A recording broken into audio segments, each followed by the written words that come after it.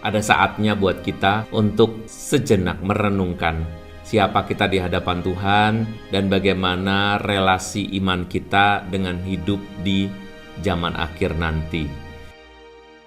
Pengalaman di bulan November biasanya orang mulai memikirkan atau merayakan atau juga memperingati sebagai bulan arwah. Banyak arwah didoakan dan sebagai orang Katolik kita sepertinya juga mengenang dan juga mengingat bahwa ada saatnya buat kita untuk sejenak merenungkan siapa kita di hadapan Tuhan dan bagaimana relasi iman kita dengan hidup di zaman akhir nanti. Jadi ceritanya kayak kita berpikir mengenai nanti bagaimana kalau kita sesudah mati. Di samping kita memperingati arwah. Memang memperingati arwah ini adalah kekasan dari Gereja Katolik. Kita mempunyai kebiasaan untuk berdoa bagi mereka yang sudah dipanggil Tuhan, karena kita merasa tetap satu gereja dengan mereka yang sudah berada di gereja yang mulia. Sedangkan kita yang di dunia ini disebut masih berada dalam gereja yang berziarah. Sebagai gereja yang berziarah tentu kita masih berjuang. Masih memikirkan ini itu, memikirkan mencari nafkah, memikirkan relasi yang tidak terlalu baik, memikirkan keturunan, memikirkan pasangan, memikirkan orang tua, memikirkan sakit penyakit, juga memikirkan bagaimana naik turunnya usaha kita, dan lain sebagainya. Banyak kerumitan-kerumitan juga terjadi. Tetapi di bulan arwah atau di bulan November ini, kita pantas melihat bahwa sebagai orang Katolik kita ini sangat kaya. Kaya dengan tradisi mendoakan arwah. Mendoakan arwah menunjukkan bahwa kita mengakui bahwa sesudah mati, orang masih mempunyai kehidupan. Kehidupan yang masih bisa dipertimbangkan sebagai sesuatu yang penting.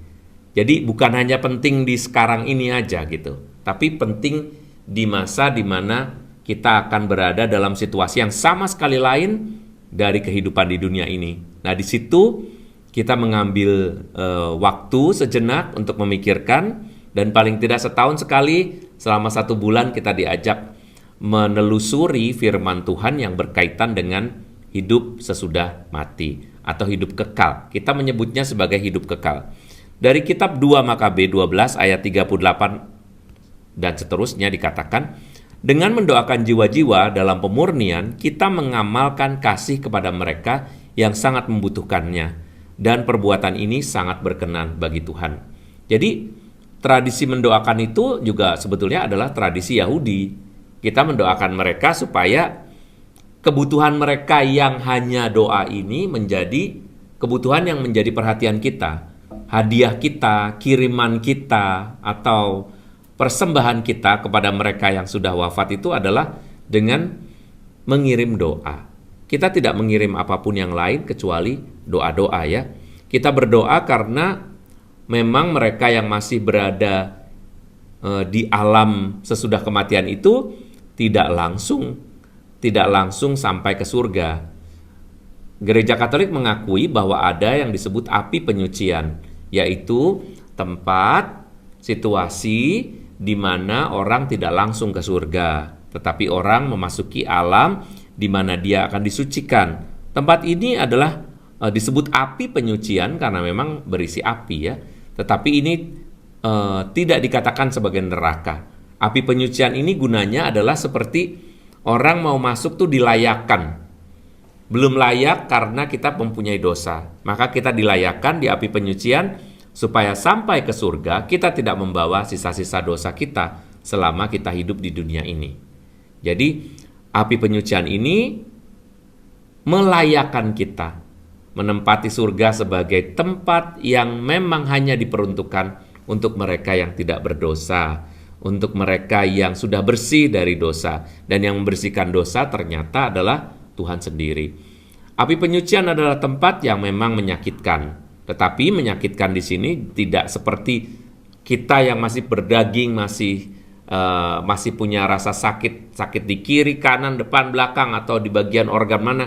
Bukan seperti itu. Entah bagaimana, tetapi ini membuat orang-orang yang masuk ke api penyucian itu menyesal. Jadi intinya sebetulnya inti ajarannya adalah bahwa orang yang masuk ke api penyucian ini akan menyesali dosa-dosanya secara mendalam. Sehingga ketika memasuki surga, sisa-sisa dari dosa-dosa itu sudah hilang. Coba kita lihat dari Mazmur 130 ayat 1 sampai 2 ya. Dari jurang yang dalam aku berseru kepadamu, ya Tuhan. Tuhan, dengarkanlah suaraku. Biarlah telingamu menaruh perhatian kepada suara permohonanku. Kita belajar untuk memahami ini supaya kita melihat bahwa orang ketika kita masuk ke dalam tempat penantian atau tempat penyucian itu, kita juga membutuhkan pertolongan Tuhan. Kita mengharapkan sungguh Tuhan menolong kita, segera membebaskan kita dari api penyucian dan melayakkan kita untuk masuk ke surga. Nah, mungkin Anda langsung bertanya, kenapa sih harus ada api penyucian, kenapa nggak langsung ke surga gitu kan? Kalau tidak ada api penyucian, maka Tuhan menjadi Tuhan yang tidak adil. Kenapa? Karena keadilan Tuhan justru ketika dia memberi reward atau hadiah atau berkat karena kita melakukan kebaikan dan memberi juga hukuman atas kesalahan-kesalahan kita. Kalau semua orang masuk langsung-langsung, berarti ya nanti orang akan memilih hidup sembarangan, ya kan? Karena toh semua akan masuk surga gitu kan. Tetapi dengan api penyucian ini, Tuhan menunjukkan keadilannya. Dia sungguh ingin semua orang masuk dalam keadaan baik, keadaan bersih, bebas dari dosa, dan menyesal atas dosa-dosanya. Oleh sebab itu, api penyucian adalah sesuatu yang membuat keadilan Allah menjadi sesuatu yang masuk akal gitu ya. Nah, api penyucian itu juga entah kita percaya entah tidak ya dia tetap ada. Dalam Katekismus Gereja nomor 1030 sampai 1032 dikatakan itu adalah kondisi orang-orang yang sudah meninggal dalam keadaan rahmat dan persahabatan dengan Tuhan, namun belum suci sepenuhnya sehingga memerlukan proses pemurnian. Pemurnian di dalam api penyucian ini sangat berlainan dengan api neraka. Jadi nggak usah sedih. Waduh, kalau lama kasihan juga ya. Beda ya, pemurniannya beda. Api penyucian atau disebut sebagai masa purgatori dapat membantu jiwa-jiwa yang ada di sana itu kita dapat membantu mereka dengan doa-doa kita. Sehingga doa-doa kita itu dapat meringankan dosa, meringankan beban di api penyucian itu. Makanya orang-orang Katolik berdoa bagi para arwah. Orang-orang Katolik terus berdoa sebagai saudara, sebagai suami, sebagai istri, sebagai anak, sebagai orang tua, mendoakan mereka yang sudah dipanggil Tuhan itu supaya salah satunya terbebas dari api penyucian. Api penyucian itu memang seperti saya bilang tadi, wujud keadilan Allah. Jadi kita harus bersyukur karena Tuhan menghargai kebaikan kita. Dan supaya kita juga baik, hidup kita juga normal, maka kita percaya pada api penyucian. Sekarang ini menjadi masa persiapan yang memungkinkan. Firman-firman Tuhan itu kan ditulis ya supaya kita hidup baik, jangan berbuat ini, jangan berbuat itu, jangan ini, jangan itu. Itu maksudnya supaya kita hidup baik. Nah, kalau kita hidup baik kan ya harus ada rewardnya ya, harus ada imbalannya. Imbalan dari Tuhan tuh imbalan rohani maksudnya.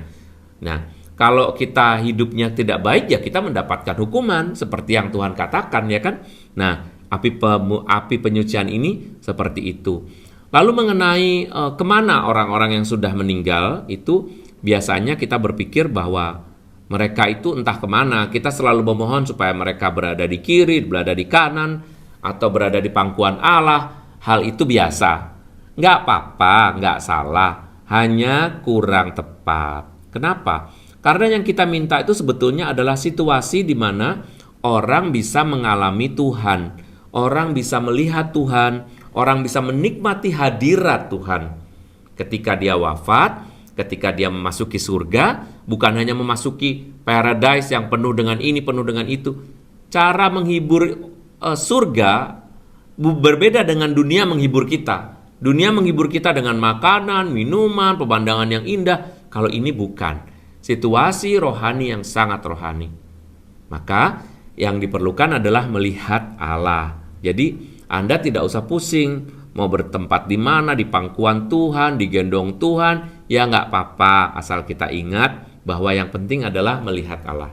Ya, nah, kenapa ada orang yang sedih banget kalau ditinggal oleh keluarganya atau anggota keluarga atau orang yang dikasihinya? Kesedihan ini adalah suatu hal yang normal. Yang tidak normal adalah jika kesedihan berlarut-larut sampai bertahun-tahun, bahkan menyiksa dirinya sendiri karena merasa ditinggal oleh orang yang dikasihi. Mungkin kita berpikir, ya kasihan ya orang itu, kasihan ya suamiku, kasihan ya istriku, kasihan anakku, atau kasihan orang tuaku begini-begini. Itu kita berpikir sebagai manusia. Mereka yang sudah menjadi arwah itu tidak mengalami sakit penyakit, mereka tidak mengalami situasi yang berat seperti kita di dunia ini.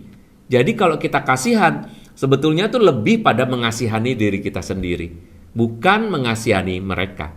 Kita mengasihani diri kita sendiri karena kita memproyeksikan, kalau saya begitu saya pasti susah gitu. Padahal orang yang sudah mati entah bagaimana, kita tidak tahu, tetapi keyakinan iman kita mengatakan bahwa ini suatu hal yang pasti baik buat orang-orang yang mengimani Tuhan. Jadi, siapa yang kita kasihani? Apakah saya mengasihani orang yang sudah wafat? Tidak ya. Kita justru harus percaya mereka sudah di tangan Tuhan. Jadi, keyakinan kita itu menjadi keyakinan yang normal, membawa kita move on. Move on itu penting supaya kita tidak melupakan hidup beriman kita. Orang yang terlalu sedih berlarut-larut, imannya juga akan terkikis karena merasa hidupnya menderita, karena merasa kurang rahmat, kurang didengar Tuhan dan sebagainya. Ya, kita harus mendoakan siapa? Mendoakan arwah supaya mereka dibebaskan dari segala dosa, diampuni, dan juga mendoakan diri kita sendiri supaya menjadi tabah, bisa melanjutkan kehidupan ini dengan gembira dan tetap menjadi berkat. Karena kelak kita akan dipertemukan sebagai satu saudara. Tuhan memberkati kita dan semoga hidup kita semakin hari semakin baik dengan memikirkan masa akhir atau kehidupan kekal yang ditawarkan Tuhan kepada kita. Salam, Tuhan memberkati.